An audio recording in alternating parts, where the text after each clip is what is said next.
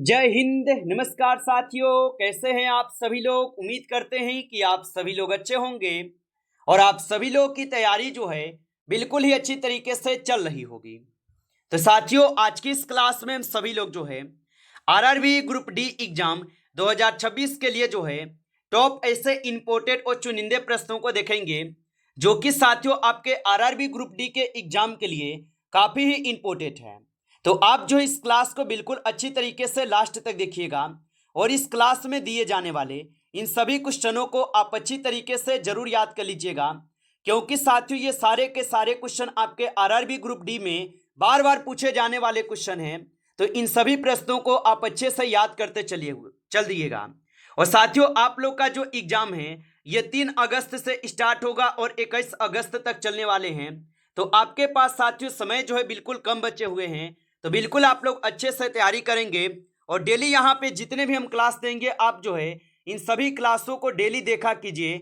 यहाँ से आप लोग का जो है सिलेक्शन जरूर हो जाएंगे, क्योंकि साथियों सभी के सभी क्वेश्चन हम एग्जाम ओरिएंटेड क्वेश्चन लेते हैं जो आपके आरआरबी ग्रुप डी में बार बार पूछे जाते हैं। तो चलिए क्लास को स्टार्ट करते हैं और देखते हैं कि प्रश्न क्या है। प्रश्न यहाँ पे आपसे पूछे गए हैं, यदि किसी पौधे की जड़ों को लगातार ऑक्सीजन न मिले तो सबसे पहले जो है ना ये कौन सी प्रक्रिया प्रभावित होगी। और ये 2025 के एग्जाम में आपके ग्रुप डी में ही पूछे गए हैं। प्रीवियस ईयर में आप देखेंगे ये क्वेश्चन पूछ लिया गया है। और बताइए आप यहाँ पे कि यदि किसी पौधे की जड़ों को लगातार ऑक्सीजन न मिले तो सबसे पहले कौन सी प्रक्रिया प्रभावित होगी। तो आप बताएंगे श्वसन वाली प्रक्रिया प्रभावित होगी। ऑप्शन आपका बी सही जवाब है। चलिए अगला प्रश्न यहाँ पे देखिएगा और प्रश्न है कि किसी वस्तु का द्रव्यमान सामान्य रहे लेकिन उसे पृथ्वी से चंद्रमा पर ले जाया जाए तो क्या बदलेगा। चलिए बताइए, तो किसी वस्तु का द्रव्यमान समान रहे लेकिन उसे पृथ्वी से चंद्रमा पर ले जाया जाए तो क्या बदलेगा। तो आप बताएंगे भार में परिवर्तन होगा। तो भार बदलेगा, ऑप्शन बी यहाँ पे सही जवाब होगा। चलिए अगला प्रश्न यहाँ पे देखेंगे। प्रश्न है कि भारत का सबसे दक्षिणी राज्य जो है कौन सा है। चलिए बताइएगा। साथियों इस क्लास में हम जीके, साइंस, करंट अफेयर्स सभी मिक्स क्वेश्चन लिए हैं जो क्वेश्चन आपके एग्जाम में पूछे जाएंगे। और बताइए कि भारत का सबसे दक्षिणी राज्य कौन सा है। तो तमिलनाडु जो है ये भारत का सबसे दक्षिणी राज्य होगा। अगला क्वेश्चन यहाँ पे आप देखेंगे। क्वेश्चन है कि बिजली के बल्ब में सामान्यतः कौन सी गैस जो है ना भरी जाती है। तो बिजली के बल्ब में सामान्यतः कौन सी गैस भरी जाती है। तो इनमें भरे जाते हैं आपके नाइट्रोजन व ऑर्गन। ऑप्शन यहाँ पे बी जो है सही जवाब होगा, नाइट्रोजन व ऑर्गन भरे जाते हैं। चलिए आगे देखिएगा। अगला प्रश्न यहाँ पे दिए गए 5 नंबर और प्रश्न क्या पूछा है कि भारत का पहला कृत्रिम उपग्रह जो है कौन सा था। तो भारत का पहला कृत्रिम उपग्रह कौन सा था। तो आर्यभट्ट जो है ये भारत का पहला कृत्रिम उपग्रह था। ऑप्शन बी लगा रहे हैं तो आपका बिल्कुल सही जवाब है। चलिए अगला क्वेश्चन यहाँ पे देखिएगा 6 नंबर। क्वेश्चन है कि हाल ही में भारत में किस मिशन का उद्देश्य 2040 तक चंद्रमा पर मानव भेजना है। काफी इंपोर्टेंट है, अच्छे से याद कर लीजिएगा, बहुत इंपोर्टेंट है। आप इसको स्टार लाइन देकर जरूर याद रखेंगे। और हाल ही में भारत में किस मिशन का उद्देश्य 2040 तक चंद्रमा पर मानव भेजना है। तो ये हो जाएंगे गगनयान का। ऑप्शन ए करेंगे आप सही जवाब, याद रखेंगे। चलिए अगला क्वेश्चन यहाँ पे देखेंगे कि विटामिन B12 की कमी से मुख्यतः जो है कौन सा रोग होता है। तो विटामिन B12 की कमी से मुख्यतः कौन सा रोग होता है। तो विटामिन B12 की कमी से जो है यहाँ पे कौन से रोग होते हैं। तो 7th नंबर क्वेश्चन का आप सही जवाब ऑप्शन यहाँ पे सी कर देंगे। ऑप्शन सी सही जवाब है। आगे देखिए अगला क्वेश्चन यहाँ पे दिए गए कि लोहे पर जंग लगने के लिए इनमें से किसकी जो है आवश्यकता नहीं होती। तो लोहे पर जंग लगने के लिए इनमें से किसकी आवश्यकता नहीं होती। तो आप बताएंगे कार्बन डाइऑक्साइड की आवश्यकता नहीं होती है। ऑप्शन यहाँ पे सी सही जवाब है। चलिए अगला प्रश्न यहाँ पे देखेंगे और यहाँ पे प्रश्न पूछे गए कि निम्न में से कौन सा उष्मा का कुचालक है। तो निम्न में से कौन उष्मा का कुचालक है। तो उष्मा का कुचालक यहाँ पे लकड़ी हो जाएंगे। ऑप्शन यहाँ पे सी कीजिएगा। यहाँ पे क्या हो जाएंगे आप सभी लोग का लकड़ी हो जाएंगे, याद रखेंगे। चलिए अगला प्रश्न यहाँ पे देखेंगे और प्रश्न है कि मानव शरीर की सबसे छोटी हड्डी जो है कहाँ होती है। चलिए बताइए। और साथियों, आप लाइक नहीं किए होंगे इस क्लास को, तो आपसे छोटा सा रिक्वेस्ट है, आप इस क्लास को एक बार लाइक कर लेंगे। नए हैं आप इस चैनल पे तो चैनल को भी सब्सक्राइब करके ऑल नोटिफिकेशन को ऑल पे दबा के जुड़ जाइए, जिससे कि जब भी कोई नई क्लास हो सबसे पहले क्लास का नोटिफिकेशन जो है आपके पास पहुंच सके। तो चैनल को सब्सक्राइब कर लीजिएगा। और बताएंगे मानव शरीर की सबसे छोटी हड्डी कहाँ होती है। तो यहाँ पे इस क्वेश्चन का आप सही जवाब ऑप्शन सी करेंगे, कान में। ऑप्शन यहाँ पे सी सही जवाब है। आगे देखेंगे अगला प्रश्न यहाँ पे दिए गए प्रश्न है कि किस ग्रह के सबसे अधिक प्राकृतिक उपग्रह है। चलिए बताइएगा आप यहाँ पे, तो किस ग्रह के सबसे अधिक प्राकृतिक उपग्रह है। तो यहाँ पे आप जो है 11th क्वेश्चन का सही जवाब ऑप्शन आप सभी लोग सी करेंगे, बृहस्पति के हो जाएंगे। ऑप्शन यहाँ पे सी जो है सही जवाब है, बृहस्पति के होगा। चलिए अगला प्रश्न यहाँ पे देखेंगे। और यहाँ पे प्रश्न आपसे पूछे गए रेल की पटरियों के बीच थोड़ा अंतर जो है क्यों छोड़ा जाता है।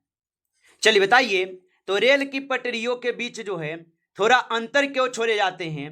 तो आप बताएंगे ये अंतर छोड़े जाते हैं तापीय प्रसारण के कारण। ऑप्शन यहाँ पे जो है 20 क्वेश्चन का बिल्कुल ही सही जवाब होगा। आप अच्छे से इनको याद रखेंगे। चलिए अगला क्वेश्चन यहाँ पे देखेंगे। क्वेश्चन है यदि किसी वस्तु की गति दोगुनी कर दी जाए तो उसकी गतिज ऊर्जा कितनी हो जाएगी। तो यदि किसी वस्तु की गति जो है दुगुनी कर दी जाए तो उसकी गतिज ऊर्जा क्या होगी। तो आप बताएंगे 4 गुनी। ऑप्शन यहाँ पे सी सही जवाब है, 4 गुनी होगा। आप अच्छे से इनको याद रखेंगे। चलिए आगे बढ़ते हैं और अगला प्रश्न यहाँ पे देखिएगा। और यहाँ पे 40 नंबर क्वेश्चन दिए गए। क्वेश्चन क्या है कि भारत का पहला सौर मिशन कौन सा है। तो भारत का पहला सौर मिशन कौन सा होगा। तो भारत का पहला सौर मिशन जो है यहाँ पे हो जाएंगे आदित्य L1। ऑप्शन यहाँ पे आप लोग का 20 सही जवाब है, आदित्य L1 होगा। चलिए आगे देखिए अगला क्वेश्चन यहाँ पे दिए गए। क्वेश्चन यहाँ पे दिए गए हैं कि निम्न में से कौन सा अम्ल नींबू में पाया जाता है। चलिए बताइए। तो निम्न में से कौन सा अम्ल है जो कि नींबू में पाए जाते हैं। तो साइट्रिक अम्ल जो है ये नींबू में पाए जाते हैं। ऑप्शन यहाँ पे आप लोग का बी जो है सही जवाब होगा, साइट्रिक अम्ल होगा। चलिए अगला प्रश्न यहाँ पे दिए गए। और यहाँ पे प्रश्न है कि विद्युत धारा मापने के लिए किस यंत्र का प्रयोग जो है किया जाता है। तो विद्युत धारा मापने के लिए किस यंत्र का प्रयोग करते हैं। तो विद्युत धारा मापने के लिए अमीटर का प्रयोग करते हैं। ऑप्शन सी से जवाब है, अमीटर का प्रयोग करते हैं। चलिए अगला प्रश्न यहाँ पे देखेंगे। प्रश्न है कि कौन सा राज्य भारत का सबसे बड़ा मसाला उत्पादक माना जाता है। तो कौन सा राज्य भारत का सबसे बड़ा मसाला उत्पादक माना जाता है। तो यहाँ पे हो जाएंगे आपके केरल। ऑप्शन बी को सही जवाब करेंगे, केरल हो जाएंगे। अगला क्वेश्चन यहाँ पे दिए गए यदि किसी चालक तार की लंबाई दोगुनी कर दी जाए तो मोटाई समान रहे तो उसका प्रतिरोध होगा। तो यदि किसी चालक तार की लंबाई दोगुनी कर दी जाए और मोटाई समान रहे तो इसका प्रतिरोध क्या होगा। तो आप बताएंगे दोगुना। ऑप्शन यहाँ पे बी सही जवाब होगा, दोगुना होगा। चलिए आगे देखिए अगला क्वेश्चन यहाँ पे दिए गए।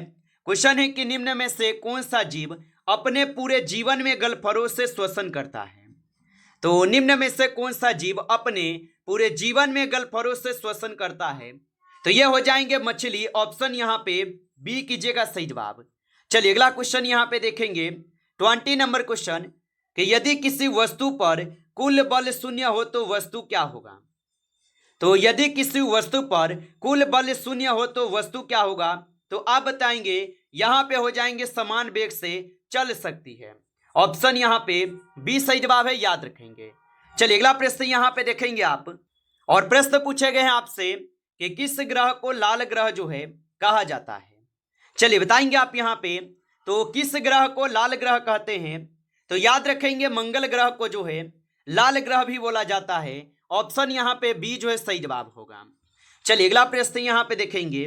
प्रश्न है कि भारत में पंचायती राज व्यवस्था कितने स्तरों की होती है। तो भारत में पंचायती राज व्यवस्था कितने स्तरों की होती है। तो भारत में पंचायती राज व्यवस्था जो है ये 3 स्तर के होते हैं। ऑप्शन बी को सही जवाब करेंगे, ये 3 स्तर के होते हैं, याद रखेंगे। चलिए अगला प्रश्न यहाँ पे देखेंगे। और यहाँ पे 23 क्वेश्चन है।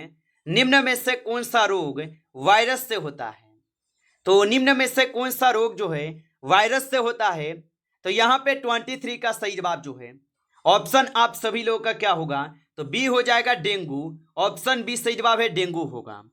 चलिए अगला क्वेश्चन यहाँ पे देखेंगे। क्वेश्चन है कि यदि किसी वस्तु की चाल स्थिर है लेकिन दिशा बदल रही है तो क्या होगा। तो यदि किसी वस्तु की चाल स्थिर है लेकिन दिशा बदल रही है तो क्या होगा, तो गति रुक जाएगी। ऑप्शन यहाँ पे सी सही जवाब होगा, गति जो है ये रुक जाएगी।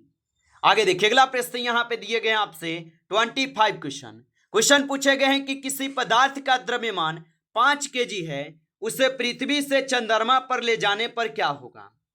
तो किसी पदार्थ का द्रव्यमान 5 केजी है, उसे पृथ्वी से चंद्रमा पर ले जाने पर क्या होगा, तो ये हो जाएंगे द्रव्यमान 5 केजी ही रहेगा। यानी हमारा ऑप्शन बी सही जवाब है, द्रव्यमान जो है 5 केजी का ही रहेगा।